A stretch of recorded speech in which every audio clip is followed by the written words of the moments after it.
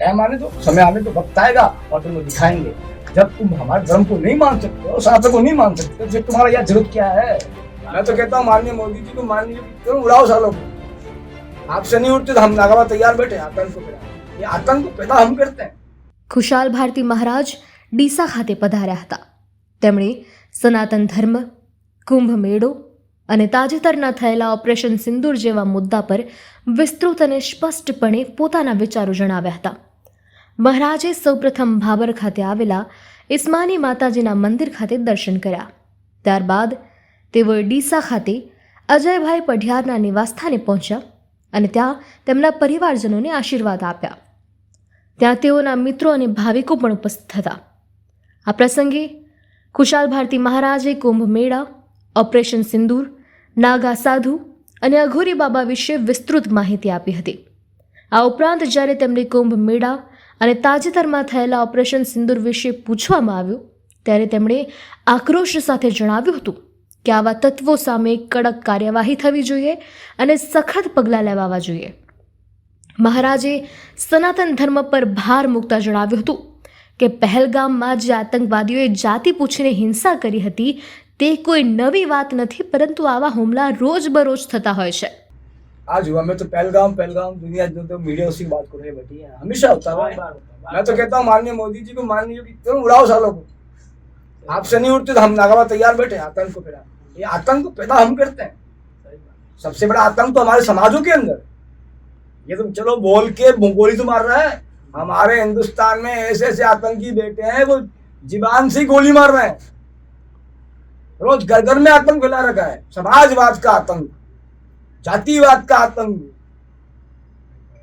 जब तक समाजवाद का और जातिवाद का आतंक खत्म नहीं हो सकता, जब तक ये आतंक खत्म करने में बहुत समय लगेगा। घर घर में अभी सब ये मुगल कहाँ से आए? हमारे हिंदुस्तान में मुगल थे? नहीं। हमारे हिंदुस्तान में क्रिश्चियन थे? नहीं।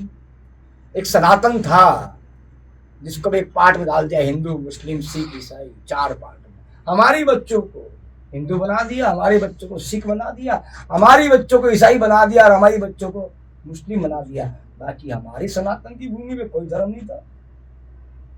तो अखंड भारत है, खंडन हमने किया हमारे लोगों ने। बाकी एक टाइम पे काबुल, कंधार, ये सब हमारे अंदर थे। जब कंधार नरेश द्वापर युग में स्वयं कृष्ण के मामा को कहा गया, तो कहाँ से धर्म आ गया? मैं तो नहीं मानता हूँ इस धर्म को। मैं तो कट्टर दुश्मन उन लोगों इस चीज का। मैं चैलेंज किया वर्ल्ड के मुसलमानों को कि तुम्हारे पास 1800, 2000, कोई 2200 साल की मजार हो तो श्री दिगंबर खुशाल भारती अपना धर्म छोड़ेगा। मैं निभाऊंगा तुम्हारे मुसलमान धर्म को, मगर पक्का होना चाहिए। तुम्हारी मजार बोलनी चाहिए जैसे हमारे देवता बोलते हैं। अगर नहीं हो तो एक एक मजार उखाड़ूंगा। ये भी मैंने कहा, चैलेंज किया है, एक एक मजार उखाड़ूंगा इंडिया की। टाइम आने दो, समय आने दो, वक्त आएगा और तुमको दिखाएंगे। जब तुम हमारे धर्म को नहीं मान सकते हो, सनातन को नहीं मान सकते, तो फिर तुम्हारा यह जरूरत क्या है? बाप को बाप कहना पड़ेगा, माँ को माँ कहना पड़ेगा। जय श्री माता। તેમણે સ્પષ્ટ શબ્દોમાં જણાવ્યું હતું કે આ દેશ એક સનાતન ધર્મ ધરાવતો દેશ છે. જેને સનાતન ધર્મ સ્વીકારવો હોય તે જ આ દેશમાં રહે, જેને સનાતન ધર્મ સ્વીકારવો ન હોય તે આ દેશ છોડીને જતા રહે.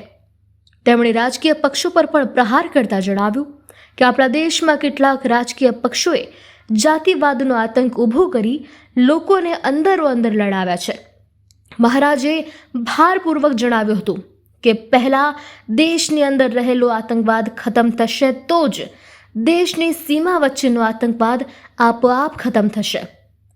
ખુશાલ ભારતી મહારાજે તેમના પ્રવચનમાં સનાતન ધર્મની મહત્તા, દેશની એકતા અને આતંકવાદના મૂળિયા ઉખેડી નાખવાની જરૂરિયાત પર પણ ખાસ ભાર મૂક્યો હતો. श्रीखंड मंगलाकारं व्याप्तं ये चराचरं तत्पदं दक्षिणं देवे तस्मै श्री। नागा दिगंबर परंपरा भगवान दत्तात्रेय भगवान शिव के द्वारा स्थापित की गुरु परंपरा। एक नागा साधु केवल गुरु परंपरा की प्रणाली को जीता, कोई अपनी नई प्रणाली को नहीं। दिगंबर हम संस्कृत में दिगंबर कहते हैं और हिंदी अनुवाद में नागा, एक शॉर्ट शब्द दे दिया नागा।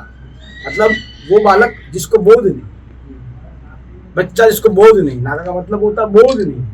तो कहते दुनिया वस्त्र पहन ले, वस्त्र पहन लिया, उतर गया तो उतर गया, किसी ने कहा बाबा जी ऊपर कर लीजिए, ऊपर कर लिया। मतलब एक नई अलग मस्ती में जीना, बाल्यपन का जीवन जीना, वो है नागा साधु का जीवन।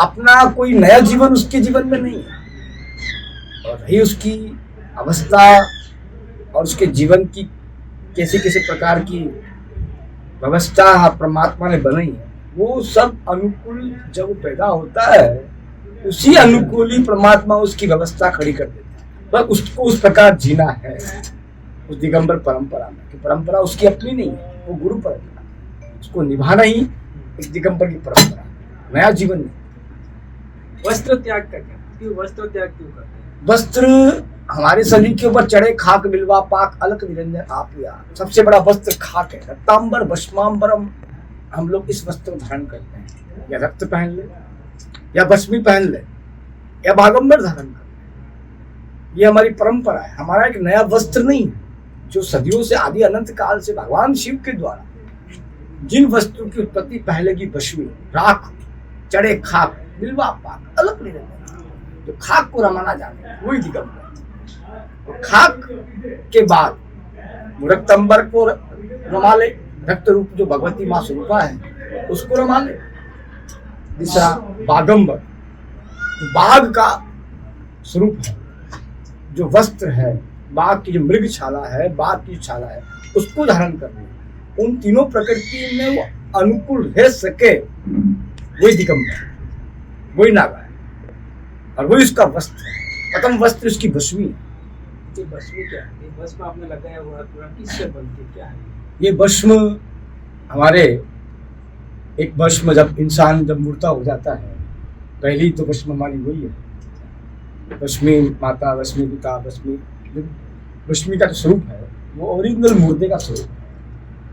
एक वस्त्र जो स्वरूप माना गया वो मनुष्य योनि के एक आवरण की आवृत्ति के प्रकरण को, रूप को दिखाने के लिए, तन ढकने के लिए वस्त्र बनाया गया। हमारे लिए वस्त्र केवल तन को ढकना ही है, मगर ये एक वो ऊर्जा है उन नेगेटिव को खत्म करने का, जिसको दुनिया कहती है मुर्दा हो चुका है, इसकी राख हो चुकी है, और ये राख कुछ काम की नहीं किसी की, उन दिगंबरों के काम की। हम उस राख को, उस मनुष्य योनि के तत्व के जो 5 तत्वों में मिलन हो जाता है अग्नि के अंदर, जो राख बन जाती है वही भस्म है, जिसको हम हमारे शरीर में रमाते हैं, जिसको दुनिया दूर कर देती है। यार इंसान मुर्दा हो चुका है, इसको फेंक दो, वो हमारा लालना हो जाता है, हम उसको रमाते हैं कि हमारा प्रथम वस्त्र ही वही है।